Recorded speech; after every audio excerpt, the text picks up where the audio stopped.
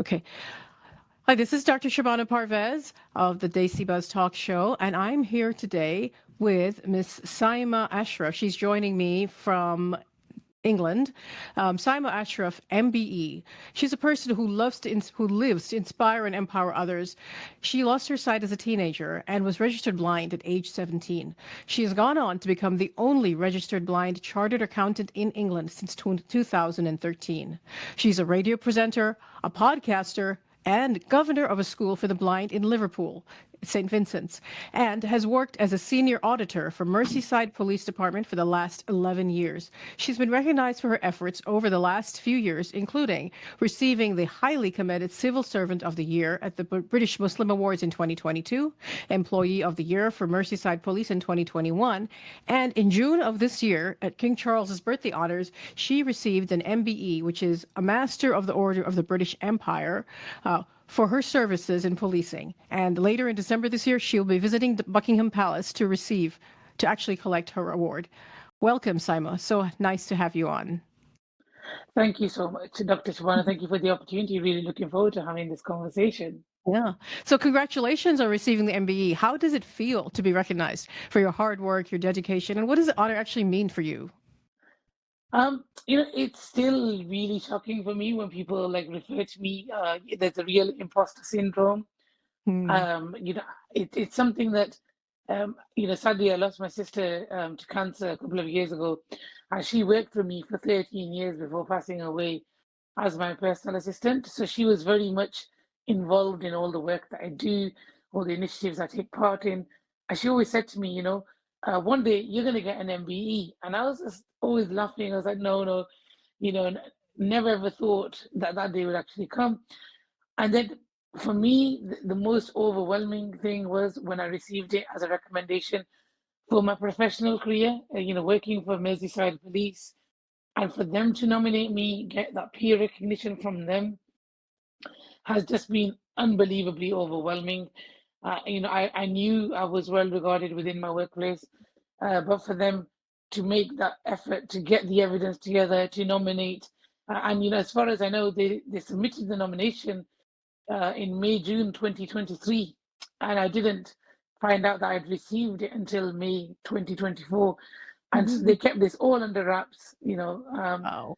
And then the biggest thing was, telling my parents. My father migrated to the UK when he was age 15 in 1969 as an economic migrant, and for him being from Pakistan, Commonwealth country, the royals is such a big thing for them. And this year Hmm. was 55 years since he arrived in the UK, and he said to me, "I never thought I'd ever go to a place like Buckingham Palace to collect such an award with one of my children." And to see that joy on my parents' face, it just That's meant so much incredible. to me too. Hmm. Amazing. So your journey, Saima, has been really incredibly inspiring. Can you share a little bit about how you found the strength to overcome the challenges of losing your sight during your teenage years? So I kind of went through very dark time as a teenager. When I suddenly started losing my sight, I felt like everything I loved was literally snatched away. I Hmm. loved cycling, I loved reading. I was a real advanced reader. By age 9 or 10, I was reading Enid Blyton, very thick books, and I remember lying on my bed, loving that time of just enjoying a really good book. I was younger than three brothers. I'm the youngest of five siblings, and my sister was the eldest, and then I had three brothers. So I was a real tomboy. I loved playing football. I loved playing cricket. I followed my brothers around everywhere. Hmm. I think to their friends, I was the annoying little sister that came everywhere, and I would Hmm. whinge to my parents and say, "Tell them to let me play." Um, so suddenly, when I started losing my sight and I started struggling to see the ball, I started struggling in riding my bike. A few times I had a near miss where I was about to ride into something. I was so angry. I was so upset. I remember sitting in my bedroom window, looking out, looking at the children playing outside, resenting everyone, the world. Why did this have to happen to me and not one of Hmm. them? And I couldn't really make much sense of that. And it was at the time where, academically, I'd always been really gifted. I wanted to be a lawyer, a barrister, and I'm thinking, how am I going to read? Because I was struggling to see text on a paper. And all these things are going through my mind. And then, my parents are also, extremely upset being told that their child is going to go blind. And then I felt, I've got to shield them. I don't want to. So it was all really difficult. And so I couldn't really open up in front of them because I didn't want to upset them, because I knew they were having quite a backlash from the wider community, very much the end of the world mentality within the community. Disability is very taboo. And hearing that I'm Yeah. getting, condition, it was just hard. So I wasn't blessed two ways.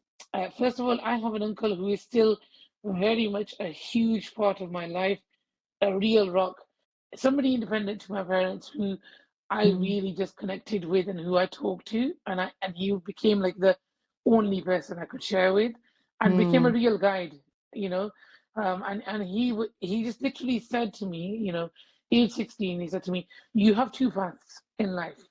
Either you do what everybody says, as the stereotype, the prejudice towards disability of being the burden that they all say you're going to be, and you allow that to become you, that defines you. So the disability will define you. You will be that burden now as a blind person, or you accept you have a problem, and you need to learn to live with it. You need to move on. And this is a time when, I heard from people saying that, oh, it must be a punishment, that she's got this eye condition. And I remember thinking, as a teenager, what have I done that God's punished me to give me this condition? And when I started learning more about the faith, and particularly when I talked to my uncle and stuff, he educated me on how much it is a blessing for Muslims, and how many of the companions of the Prophet lost their vision in life. And one of the promises that the Prophet, peace be upon him, made for Muslims is that, those of you who can't see on this earth will be the first with me in heaven. It's deemed to be quite a blessing, whereas culturally, it's very much under the world. So, and it was a time when my parents took me on pilgrimage to Saudi Arabia. I had a couple of things happen to me while I was on pilgrimage, which, as Muslims, are kind of like there's a stone. People who are not Muslim will be familiar with the Grand Mosque in Saudi Arabia in Mecca. There's a black cube in the middle. We are meant to walk Kaaba. around that black cube. Yes, the Kaaba. And people all their life, like, would they pray and hope and wish that they'll get the opportunity to go. My father just came to me in kind of the November of '99 saying, do you want to go on pilgrimage? And I said yes, but I didn't realize he meant literally within the next couple of weeks. And it was Ramadan, which is again a huge blessing to be there during the month of Ramadan while we're fasting. And we went there, and I kind of got to places that people only dream of reaching within the Grand Mosque itself. So in the Kaaba, there's a stone named the Hajar Aswad. We believe it's a stone from heaven. And it's a big thing for Muslims to get to this stone, to actually kiss the stone.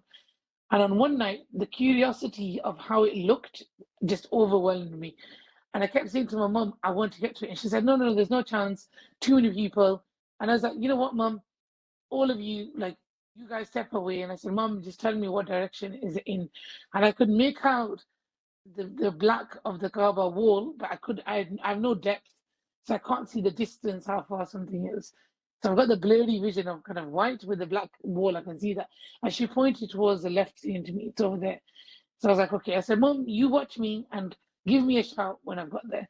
Literally, as soon as my mum kind of stepped away, it's like God just literally opened the path, and I was within a minute, I was at the stone. And it's in the shape of like an eye. You bend down, you kiss the stone. And when I did that, I really felt like somebody's hand was on my back. And I assumed it's my father because he was watching as well. So then I kind of pushed up off the walls to stand up. And it's like somebody had their hand still on my back. So then I kind of put my hands on both sides, pushed up, turned around. And in my blurry vision, I could see nobody was actually behind me. And then I turned to my father and said to my dad, because he shouted me saying, follow my voice. I'm over here. He's a couple of meters away. And I walked towards him and he says to me, oh, you're so lucky, you're so blessed, you reach. And I asked him, I said, Dad, did somebody like assist me to the point? I said, you watched me? He said, yeah. I said, was somebody behind me? He says, no. I said, I felt somebody. I really felt it. And then my mom starts crying. I wanted to go. I says, Mom, you know what? Come with me. I'll take you. And we went again, and I got there again with my mum. And literally, it's so busy, like a rugby tackle, skirmish. It's unbelievably difficult to get to this place. And then my mum's sister hears that we've reached. She starts crying, "You didn't take me."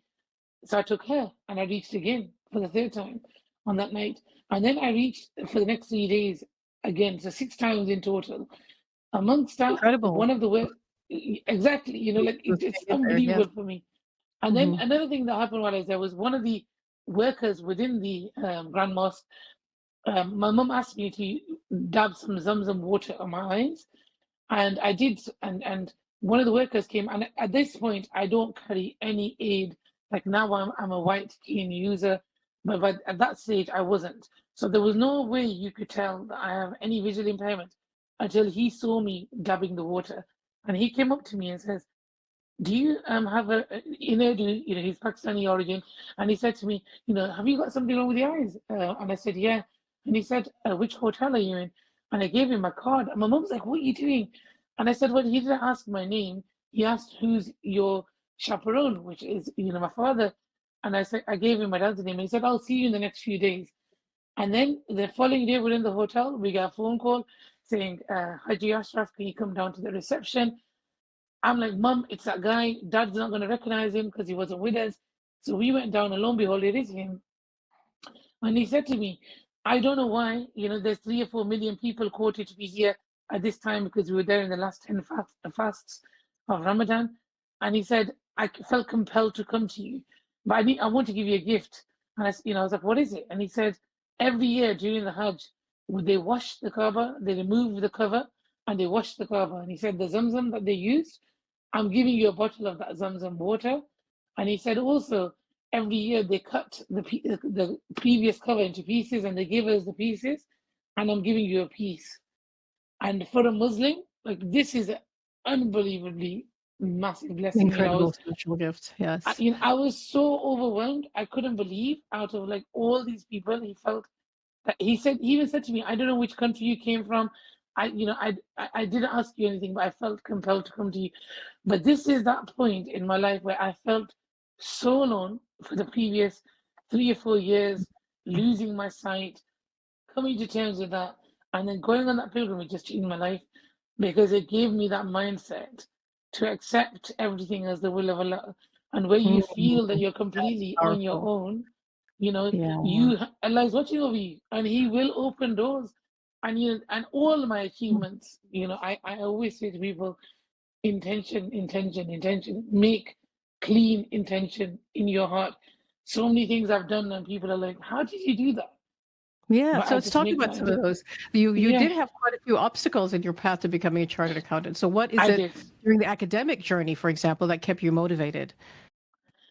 So academically, it was difficult. I was Mhm. the first in everywhere. So I'm the first blind student in my management school at university. Mhm. Mhm. And when I reached university, and I was actually told not to attend this university because they said they have a reputation where they don't really support people with disabilities, and most How did you people drop advocate for out. yourself in that to make sure that you were given a supportive learning environment? How do you? Absolutely. And my journey kind of with that process of learning what I need came from my experience at college. So I Mhm. started at Blackman College to study my A levels. I had Mhm. no idea what technology is available to me, what support is available to me. I was very blessed. In them 2 years, there was a particular lady, and I want to mention her because sadly she did pass away 10 years ago Oh. to cancer, and Howard, and she made a difference to her students. She ran the department for learning support. And during school, when I had eventually been told I'm losing my sight, I didn't receive much support in school. So her coming to me in college and saying to me, "I want to spend half a day with you, and I'm going to go through the things I think are available for blind people. I'm going to show you what's available, and we're going to build a package that works for you." So at that time, the level of vision I had, I could see bold text size 24, Arial. It couldn't be Times New Roman because if you put a Mhm. C and an L next to each other, it looked like a D to me. So Arial was a bit more spread out as a font. And for the first time, she found yellow paper. because white paper gives a lot of glare for people who have got eye conditions. So you struggle reading off white paper. So she tested, she did all sorts of color paper and yellow paper. So over them 2 years, I went from being so shy and timid with my disability to by 18 feeling like a different person, so confident. There were screen readers that she showed me. At that time, I used one called Zoom Text, which was magnifying. So I had it on ×4. So I would look at my screen on my computer and it would be 4 times the size of your screen. So I see a quarter of the screen and you could invert the colors. So I had it set with black background with yellow writing. So everything automatically inverted. So if I was in Word, Excel, automatically all inverted. So when I went to Lancaster, I said, well, it's high time they change. And the first thing I did was I found out who my first year kind of head of accounting and finance was. I went to the disabilities office in student union, and I got somebody from the Royal National Institute for the Blind, which is like the national body for blind people, to come to the university. And I set out to the university what I wanted from them in the 3 years. So things like lecturers being told that they've got a blind student in the classroom, so that when they are teaching, they are more descriptive. They don't say, take this figure and minus it from this figure. Instead, they say, take the sales figure and deduct it from the credit, so they name the things. So when I get my notes, when I record the lectures on a dictaphone, I can visualize in my mind what they're talking about. I said to them, lecturers giving me all their slides in advance. They said to me, okay, you have to accept that some lecturers might make some changes just before a lecture. And I said, that's fine. But as long as I overall get an idea of what they're going to be covering, I can read and be prepared. So when they are teaching in the classroom, I've understood a little bit what we're covering so I can follow. And the last thing, I said to them was some subjects, and like finance is very visual. And I said to them, if it ends up being a really visual subject, then if I feel it's too difficult for me to learn in that lecture theatre environment, I come to you, I will raise that to you, and you're going to have to give me one-to-one tuition. And they did. That's They amazing. were absolutely amazing. Every single term, when I started new courses, at the beginning of the first lecture, I would go down and introduce myself to the lecturer. Every time they knew who I was, they knew I was going to be in their class, and I was so much supported through university that, quick story I've got to tell you, that in the second year of my university, I was talking to the secretary who runs the accounting and finance department, and I just mentioned to her, I said to her, one of the biggest things I've missed in my life, I know it's a little thing for other people, but for me, it's when my GCSEs, when my A-level results came, I never had the chance of opening that envelope and reading my results myself. Somebody always had to read my results to me. And here on TV, they make it into quite a big thing. They're at the schools in the morning and the kids open the envelope and they read the results. And I said, it's just something, that I've really missed. And then I didn't think anything of it. During my degree, I took a year out. So I was back for my final year 2 years later. And when we're in our final year, at the year end, once we've sat all the exams, once everything has been marked, they put our degree classification on the notice board against your name. And you have 2 weeks to have a discussion with them if you're happy with it or not, or if you feel you need to appeal or anything like that. So the day came, it was the 23rd of June, our results were going up. I went with my friends to the notice board. My name is not on the list. Now, usually your name is not on the list because you have failed. And I was like so upset. I was like, how can I fail? Like, oh my God, like, what am I going to tell my parents? And I quickly said to my friends, let's go to the accounting and finance department. Let's go and like speak to them. I need to know what's happened. So we quickly went around, knocked on the door, opened the door. And as soon as she seen me, she started laughing. Her name was Andrea Quayle, and the other executive called Jill Lupton, and they both started laughing. And they said, don't worry, you've not failed. And I said, but my name's not on the list. And they said, yeah, but do you remember you told us that you missed this opportunity of reading your Open results? the And I said, envelope. yeah. And I said, yeah. I was like, and they're like, okay, well, we've done something for you. I was like, okay. So they handed me a brown A4 envelope. I opened it, and on a big sheet, which is like double the size, I opened it, and in huge, as big as text they could fit on the page, it said 2:1, like a 2:1. And I was just like, it looks like 2-1, which is what I wanted, because you have first class and then you have 2-1, and I was just so happy just to get my 2-1, and I was just like, they all started laughing, and a few of my lecturers had come into the room as well, because they said, we wanted to see you open them results. But little things like that, they made that difference. And that That's made amazing. me then confident to do the professional exams as well. Mm-hmm. Again, I was first doing them, but because I knew what I need support-wise, every step of the way, I told them, I need this, I need you to do this for me. And in exams, blind people get 50% extra Yeah. time, and all that was factored in. I have a scribe, so I dictate my answers to them. So I'll be like, and down to full stop, new paragraph. They have to Right. follow your absolute Yeah. instructions. When I was in And you when I was have in college, I did this. Actually, when I was in my first year of really university in Miami, I okay. worked for what they called at that time disabled student services, and so my job was to take students that had limited mobility and blind students, anybody, and take their notes for them, do their exams for them, like Yeah. copy, do exactly what they tell me to do. That was an incredible experience. So yeah, that's amazing that you got that opportunity. And how what other advice would you give to somebody who is, facing a lot more obstacles in pursuing their careers and, So challenges like yes. the So you took with first of blind? all, well, for me, and in my journey, kind of, I started as a graduate trainee, and again, because I was so much more confident with my disability by kind of 21, 22, when I was going straight out of uni into a graduate trainee job, one of the first things I suggested to my new team, who actually I hadn't met yet, but I contacted my manager and I said, are you having a staff training day anytime soon? And they were like, why? And I said, because I think you should do a session on blindness. And so that, my colleagues are aware of some of the minor things. Whereas, because we're in a lot of open plan offices, people tend to leave their chairs hanging out, they leave their Mm, laptop bags hanging out, there'll be bins left. These are all obstacles for me because I mind map where I am.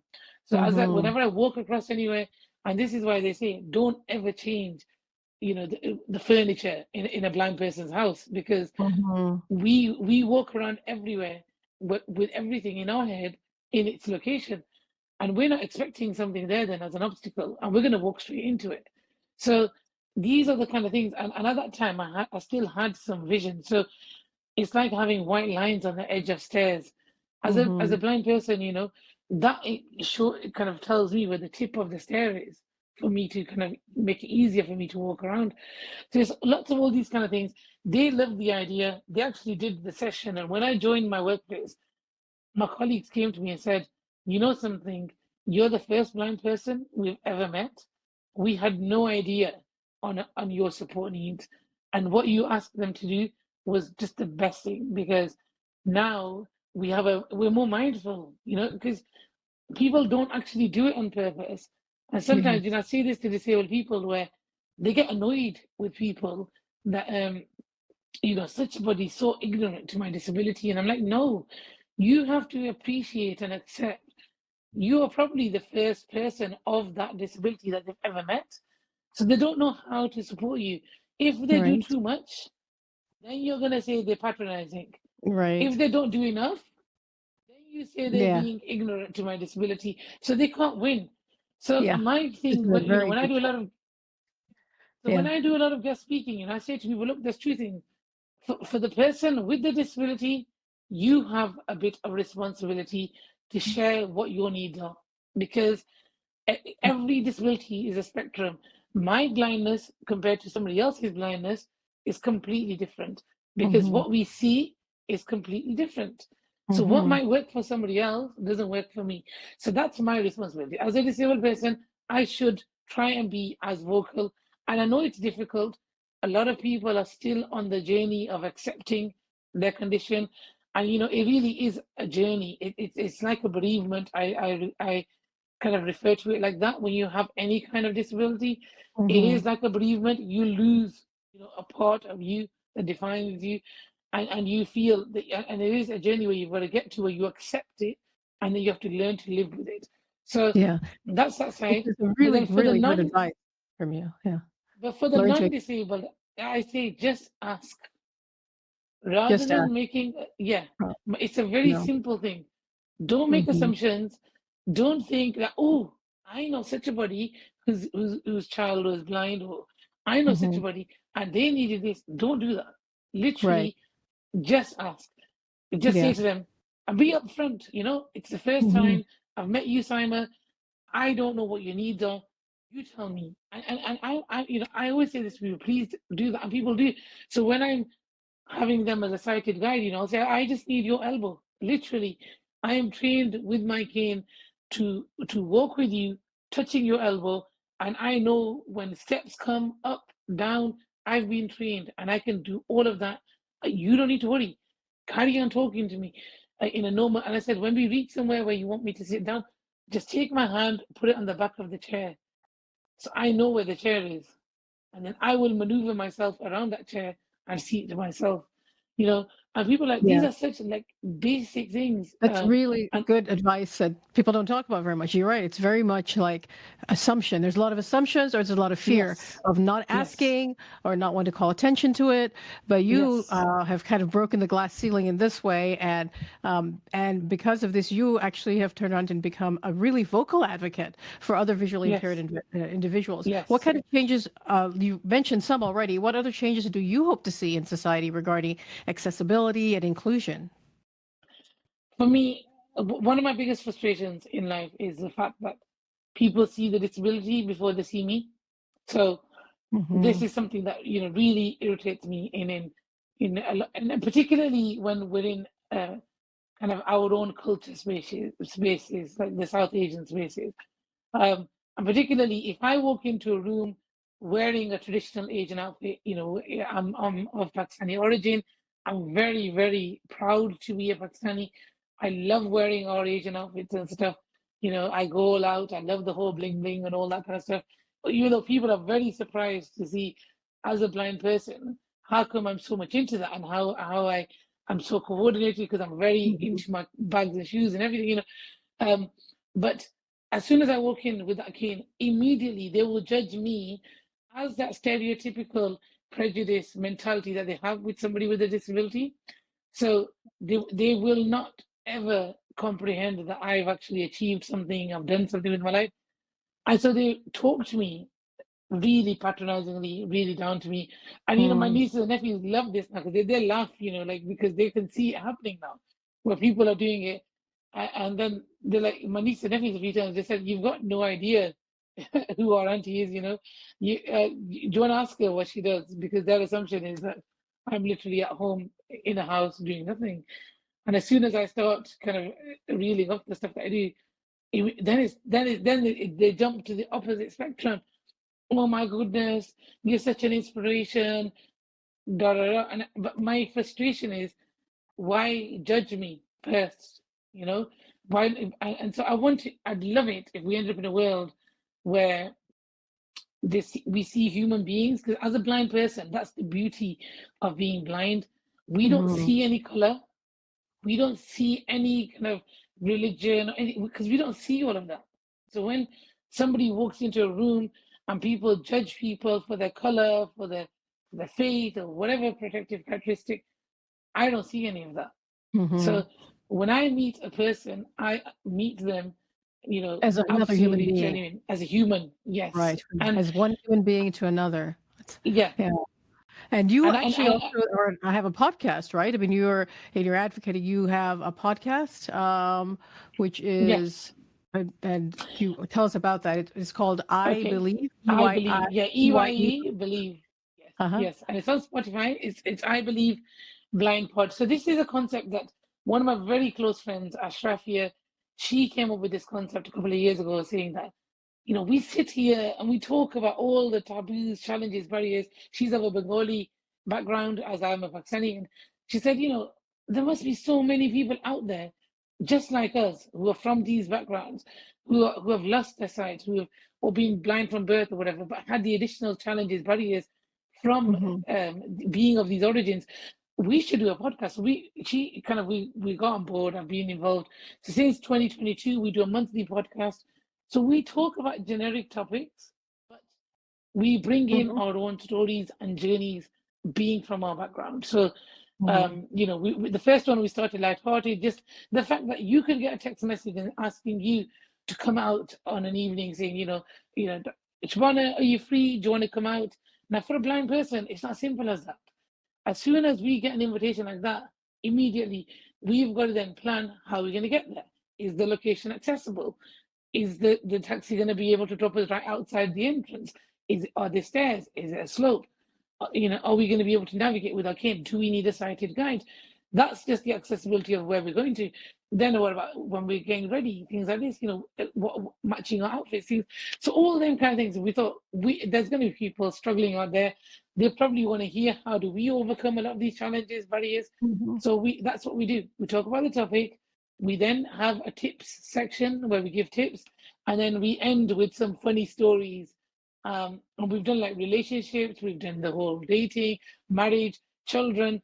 You know, I've been Because written yeah, off because you're by a lot of people. normal people, all the usual things that anybody else goes through in their life. It's kind of so it's really good to have that communication and the fun, uh, all the little life And a lot of struggles, people, the sighted normal people are saying, boring life struggles yes, that everybody has, regardless of who the they are, sighted where they people come are really enjoying it too. Like the sighted from. are really enjoying it because they say we're actually learning how you do things. Because I always get Yeah, asked that. that's incredible. That's a really good service for both sighted and visually impaired people. And the other thing that you do that, in addition to your podcast, is tell me about being the governor of St. Vincent's School for the sensory impaired. Like, what kind of experiences and rewarding experiences you've had while working with the children there?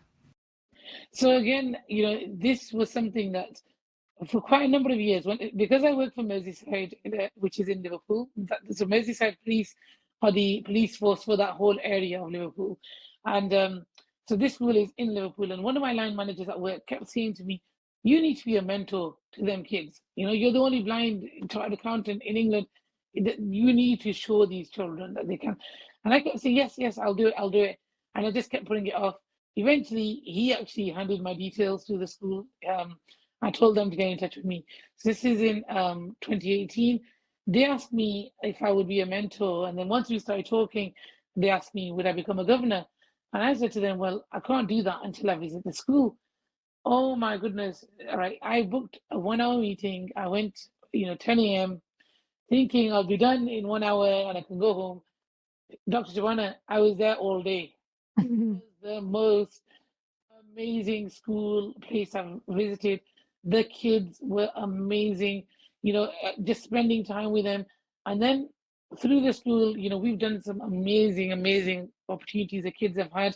In 2018, it was the centenary anniversary for World War One. So our children were invited. Basically, we do other things apart from academic studies in the school because our ethos is try and find the skill in every single blind child, and we want to nurture that skill to try and make them employable because 85% of blind visually impaired people around the world are unemployed, and we want to Mhm. try and change that statistic. So not every time can That is every quite a child. lofty goal. That's It amazing. is. It It's is. And so with the power. kids, they made they do clay, they do pottery, and they made the poppy out of clay, like little badges. Mhm. And they were invited to Buckingham Palace to present the clay badge that they'd made, the poppy badge, to the Queen. And they were Mm. also taken to Downing Street, and Theresa May was the Prime Minister at the time, and they presented to Theresa May, and then she wore the poppy at Prime Minister's questions, and she thanked our children from St. Wow. Vincent's on Prime Minister's Yeah. questions. And They one of the were. most humbling experiences for me, and one of the reasons, the drive that I now know that I need to make that difference for the blind, happened back in 2019, pre-COVID. We had a delegation of children visit from Indonesia to the Mhm. school. Now, I don't know if you're aware, Dr. Shabana, but Indonesia has the most blind children in the world. Oh, I There's a did not know fly. that. Yeah, Huh. so basically, there's a fly that carries a disease that infects children with Oh, blindness. okay. Yes, I do know about that disease, but I did not know Yes, Indonesia was the highest. Yeah. yeah, so Indonesia has the most. And so basically, we invited 8 teachers from 8, because they've got the most blind schools. So we invited 8 teachers and we invited 8 children. because one of their ministers had visited the school a few months earlier, and she couldn't understand, with a white cane, how can a blind person walk around without needing a sighted person to guide them? And we explained to her that this is mobility. I myself, Dr. Shabana, have night blindness. I can't see in the dark. But where my brothers and my sister, my parents live, it's all on the same street. I can walk in the pitch black using my cane all around my area without needing any help, Oh, because I've been wow. trained with my cane, because that's Okay. the independence that the cane gives us. So Mm-hmm. this is what she saw in the school, that these children didn't need anybody. And she said, our children, can't move a couple of steps without needing somebody. Great. So anyway, that's why it became that they came to the Yeah. UK. We, with Liverpool John Moores University, had developed a mobility qualification. Usually in the UK, it's a 2-year qualification. We collaborated with them to give at least the basic training. So it became a 6-week, qualification. So that's what they came for. Our school is residential. They came to stay. Now, on the first weekend when they arrived, I went down to Liverpool to visit them. And through the interpreter, we asked the children, and these are 7, 8, 9-year-old children. So I thought they've come to Liverpool. We're a huge footballing city. It's when Mo Salah was like the biggest striker at Liverpool, a Muslim. And I'm thinking, they're going to say, we want to, I said, what should we do for you guys as a social outing? And we all thought they're going to say, oh, take us to Liverpool Football Club. The children turned around and said, can you organize some way that we can run? And initially, I didn't understand, like, what do they mean? And then they were like, all our lives, we've heard other children around us running, playing, and all we're told is everything's a danger, sit down, or we're stuck inside one room That's very in which we have sad. to stay. Yeah. And then it dawned upon me, that is exactly what happens to me when I go to Pakistan. I literally will get up to go to the toilet and like, where you going, where you going? And I'm like, and it will take you. I'm like, no, I can go, but it's exactly like that, where if I had lived there, I wouldn't be free to walk around. And so what we did, we got in a park, we booked a running track. We got a sister school, and we got sighted children to come. They came and held the hands of the blind children, and they just ran on this track. It's And made something Dr. so simple can be so meaningful.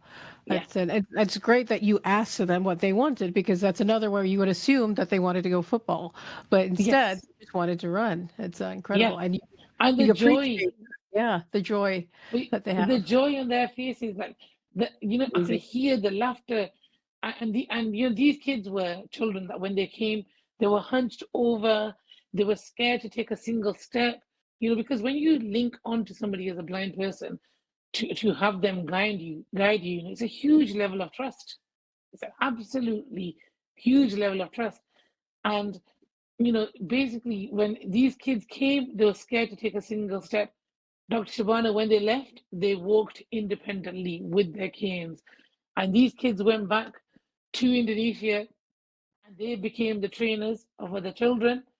The teachers went back and trained other teachers. So they could, and Amazing. that baton has continued, where we get sent footage. And the plan had been to do it every year, but unfortunately in 2020, COVID kicked in. We weren't able to continue with that project. We're kind of just But about you going still around to had possibly, that impact. That yeah, impact is still going to continue with those children. yeah. Yeah, and I mean, but you are, as if it wasn't enough. Everything that you do to help visually impaired, children and people. You also were involved in some blood donation and cancer drives. Tell me about that. How did you start that, and what inspired you to do that? So, so my family think I'm absolutely mad, literally. Like, if I hear that somebody is in trouble or there's a plight or some issue, if I feel I can do something, I can't say no. I need to do something about it. So back in 2013, I'm sat at work. I can't work in silence. So I always have like the radio or TV or something in the background, just some background noise, because my hearing is so heightened. If I don't have background noise, then my hearing will keep hearing little things that Every people little can't hear, thing. Hmm. every little creak, every little tap. And I'll be like, what's that? So anyway, we're sat there, me and my sister, and we're listening to the radio. It's lunchtime, we're eating our sandwich. And there's a mum on the radio on BBC Asian Network appealing for people to join the Delete Blood Cancer Register. And I said to my sister, "Oh, what's this?" I said, "Turn that up a bit. Let's hear what's going on." And it turned out there's a child who's the same age as one of my nieces, my sister's daughter, in fact, and basically had fallen ill earlier that year. After 3 or 4 months of testing, they had diagnosed him in the April of 2013 with blood cancer. So this was now July 13, and the mum said, "We've got 8 weeks where we need to find a match." So I said to my sister, "We need to do something." And she said, "What are we going to do? We were already registered previously. Me and my siblings had already registered." So she said, "What else can we do?" I said, "I don't know, but I'm going to ring the studio." So I rang the studio, and they turned around and said, "Do you live in an Asian area?" And I said, "Yes, I live in Blackburn in Lancashire, huge Asian area." They said, "Okay, can you organize a donor drive?" So I said, "Yeah." They gave me details. I started working with Delete Blood Cancer. But then one of the statistics they said to me was, a good donor drive is where you register 100 people. And I thought, 100 people? Like, that's nothing. And all this work for only 100 people. So I said to them, "What else can I do?" And they said, "Well, if you think there's a location where there's a lot of Asian people congregating, and I thought, Jummah prayers, Muslims get together every Friday in the mosque. Oh, brilliant. Yeah. So I was like, okay, while I was organizing my own drive, I started going to the mosque and saying to them, run donor drives on a Friday and, ask the congregation. And so that kind of snowballed in Manchester, in Leeds, in Blackburn, everybody's doing it. And then I went into August now. So my drive is on, I think the 30th of August it was. And we're there. I've got loads of companies to sponsor all my stalls. I turned it to family fun day, face painting, candy floss, all that. I thought I need to get the families in and then persuade them to register. So this is going on. And then I find out that Rahat Fateh Ali Khan is coming on tour to the UK. Oh, And he's one of the biggest artists that sells out arenas, 10,000 people. And so I thought, okay, I went online, I found out who his promoter was. I rang him, I made an appointment, and I organized to go meet him. Now, when I did this, everybody was like literally laughing at this fact because they're like, as if you're going to do donor drives at Rahat's concerts. And all my cousins had actually bought tickets for the Manchester concert. So there's a concert in Manchester, one in Birmingham, one in Leeds. So everybody had bought tickets for the Manchester one. Anyway, I go and I managed to persuade the promoter. We just clicked, and he was like, "Of course you can do it." And he kind of cleared all my people and everything. And so we were in the arenas, a couple of hours before the concert started. I asked him to put us by the food. I said, as people come and get food and drink, we'll grab them, we'll explain to them, why we're here. And so he agreed. And the best thing was when the doors opened to the public in Manchester and my relatives walked in and saw us stood inside, the shock on their faces was just brilliant, where they were I just like, bet. "Oh my days, I she's bet done that it." was. And how many people did you sign up then? Not 100, I'm So, sure. well, in a couple of months, it's kind of 6 to 8 weeks, because in that time, the child in London, his family were shocked that this woman who doesn't know us, has never met us, is now going to all these efforts just for our son. And so basically, over the 2 kind of months that we were searching for him, a couple of thousand people registered. And unfortunately, we didn't find a match for him, but there's a 50-50 chance if they did it with his father. So they did it with his father, and thankfully it worked. And alhamdulillah, he is in his late teens today. I became friends with the family, and they kind of attended my wedding in 2016 here in Blackburn. They came up for that in 2016, the whole family, because we just couldn't believe this. But the following year, though, the best thing kind of that came out of this for me was the following year in 2014, I received a letter from Delete Blood Cancer to say that in them 2 months, all them donor drives, all the work that you did, we had a couple of thousand people register. And in the last 12 months, from them people that registered on from all your drives, 7 people matched. That's incredible. Um, That's got to feel amazing. Yeah, that's yeah. Mhm. And this is why, I say to people, because a lot of people think charity is only by giving money. And I say to people, no, charity is time. Give you Yeah. some time. Your If you time, can, your efforts, yes. This is yes, also a really good message to our to our community too. People think that, oh, I don't yes, have anything to give. I'm not. But yeah, even like our prophet said, a smile is charity. Doing yes. something good, just anything that you can help somebody with whatever small thing you have. It doesn't have to be a lot, but that's yeah, and your effort and your time. And obviously you've given a lot. I know people always ask me, when do you sleep? And, Yeah. Well, yeah, and it was kind of my next question, sort of like, when do you sleep? How, with all of this success and all this effort that you put in, you give your all into all of these initiatives, and how do you maintain your health? I mean, have you had any challenges? What are your secrets to maintaining, your mental, physical, emotional, spiritual health and strength? And following on that, what is your secret sauce? Like, what do you say your secret to success is? Because you're so inspiring to so many people. Just what is their secret to your success? well, kind of, first of all, with the managing everything, for me, I'd say planning and organization is the key.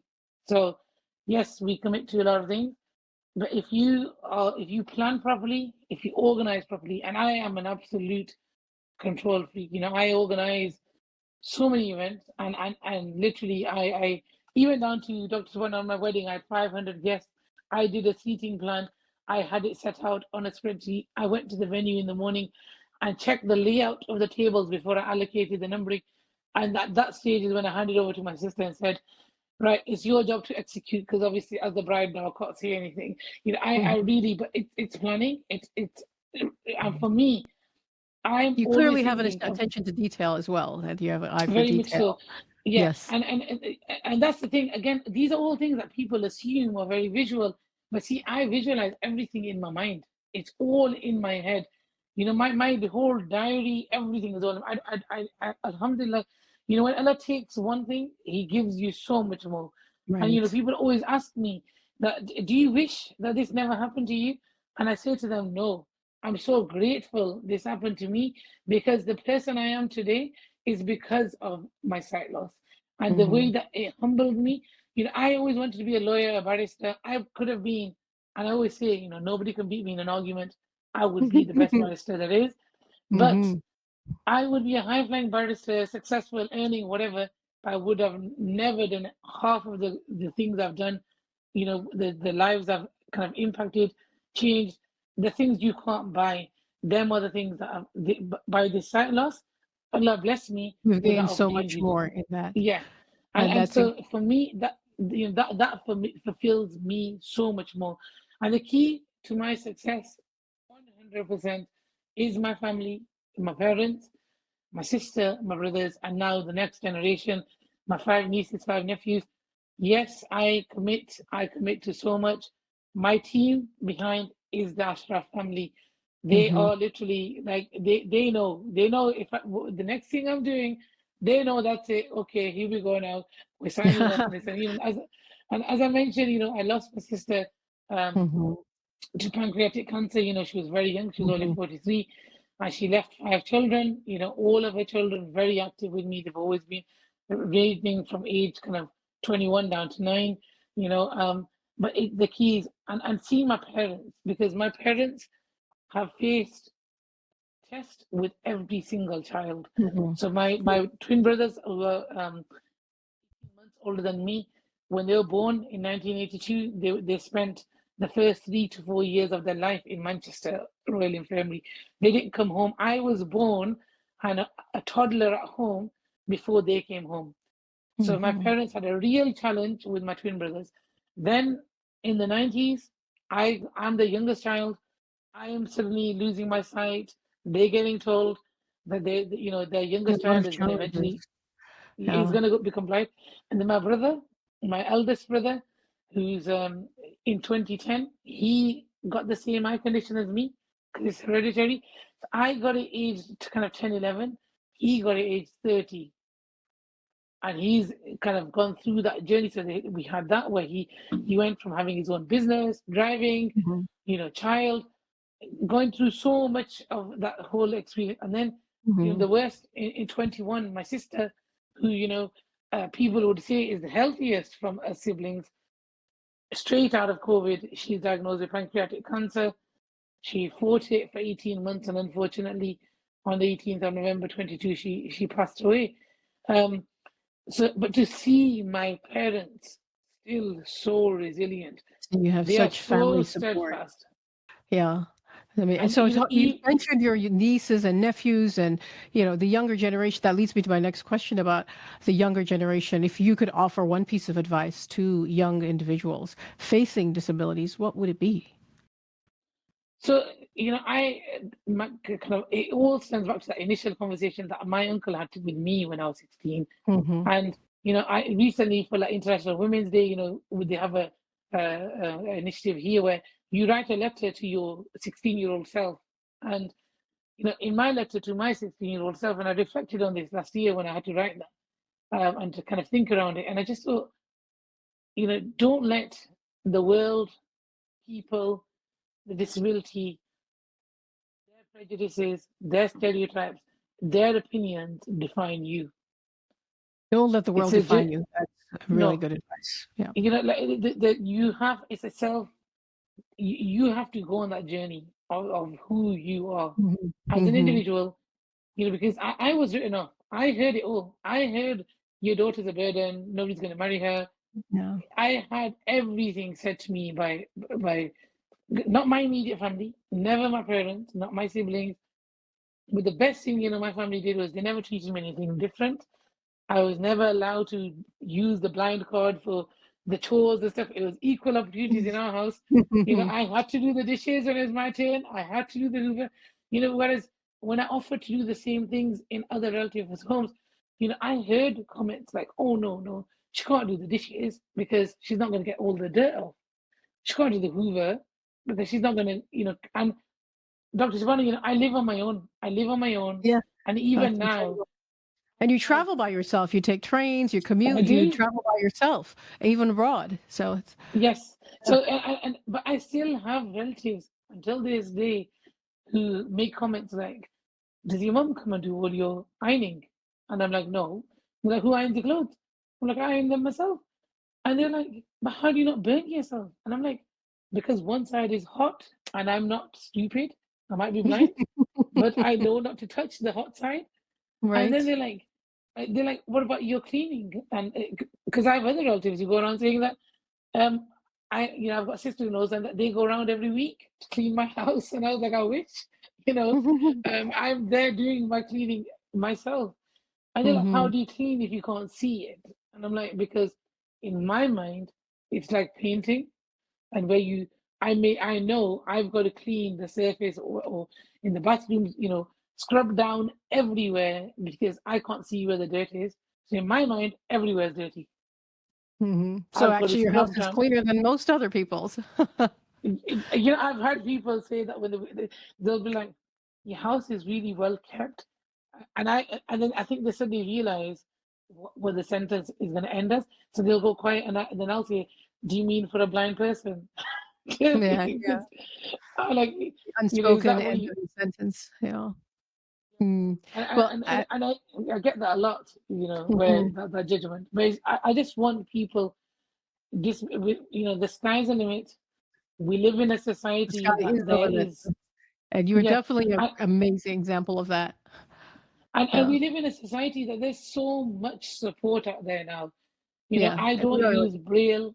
I am fully reliant on technology.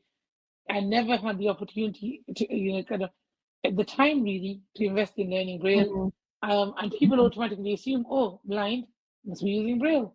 Yeah. No. So yeah, this is true. So it's again, not every blind person is the same, and like you mentioned earlier, ask and just ask. Be open and ask the person what they need and what they can and Yeah. can't do, because it's different for every individual. So as you look ahead, Saba, you've had so far an amazing storied career and a lot of successes. What else are your goals for the future, personal and professionally? What are you looking forward to? So, kind of personally, my sister, literally my right arm, best friend, work colleague, 13 years, and now in hindsight, it was quite strange, to have my elder sister as my PA. People find that quite strange. And at work was always a joke, you buy one, get one free, you get two for the price of one. And we look very similar as well, even though there was a 5-year age gap. So people assumed we were twins and stuff. So for me personally, I do a lot of work under so many different hats, lots of charitable work. For me, the long-term objective in the next few years, and I know that it would mean so much, as I mentioned, to her children as well, is setting up a charity in my sister's name. Because so much of the stuff I do would just automatically just move under the umbrella to do it under her name. And her name was Misbah. So Misbah in the Quran is a reference to a lamp. And so I've even already kind of thought around, lighting the path of the forgotten people, because I do feel in our community, in our society, being South Asian, being British, Pakistani, disabled people are forgotten, and we are treated very differently. And so for me, it would be the focus would be That's on beautiful. Lighting yeah, the path for those who've been forgotten. That's really yeah. beautiful. So this And is so your that's personal, yeah. And then professionally, I've been a senior auditor now at Merseyside Police. It's 11 years. I'm representing on quite a lot of platforms, Merseyside Police, and it is a real family kind of organization. It's not just an employer. When I joined Merseyside, because from where I live to Merseyside, my commute is 1 hour and 15 minutes. So I had initially joined with the plan to only do it for 1 year. But 11 years later, I'm still there. And that is a testament to the organization that Merseyside is. I am the chair of their disability network. I have an open door when it comes to policy and change, and they really listen. There's so much changes just in the last couple of years that we've brought in. And then I represent Merseyside nationally on the Disabled Police Association across all 43 forces. Because in England, Dr. Shabana, I'm not sure if you're aware, like in America, but every area has their own force and they operate with their own autonomy, completely separately to all the others. But we have certain platforms that kind of reside above all of them, that influence all of them. So I'm involved with that. I want to continue with that work, kind of progressing change in policing, making policing more accessible for disabled people, not only for the public, but for the staff, for the officers within policing. There's so many things we've done already, and I kind of want to continue with that. And then we'll see where the career takes us. So as you said, the sky is the limit, and you're definitely going to keep going. I wish you all the best with that. It's been amazing talking to you. We could talk a lot longer about it. We're kind of actually we've gone over our time, but it doesn't matter. It's been amazing. Your insights, your ability to rise over the challenges, your advice for other people, and just everything that you've done for people with and without disability is incredible and inspiring. So thank you so very much. It's been a pleasure speaking to you, and we wish you all the best with all your future initiatives. I'm sure there's going to be more to come. You're not done yet. No, thank you, and just quick shout out to the listeners that whoever watches this interview, do listen to I Believe Blind Pod. Give us some feedback. Would love to hear. We like people kind of going back. I believe, and that's on Spotify. You said, right? Is it on Spotify? It's on Spotify. Yes, we are trying to get it onto Apple. We are going to get it onto YouTube later as well. They can follow me on Instagram and on there as the Blind Auditor. What is your Instagram handle? It's the.blind.auditor. I'm on Twitter as Saima Ashraf MBE. Oh, sorry, X now. I keep forgetting. And LinkedIn as well as Saima Ashraf MBE. Facebook, Saima Ashraf MBE. So, it'd be great for anybody who wants to reach out. I really struggle to say no. So if anybody who might be struggling, suffering with any type of sight loss or anything like that, who want to reach out, by all means, I'm very happy for them to get in touch. Thank you so much.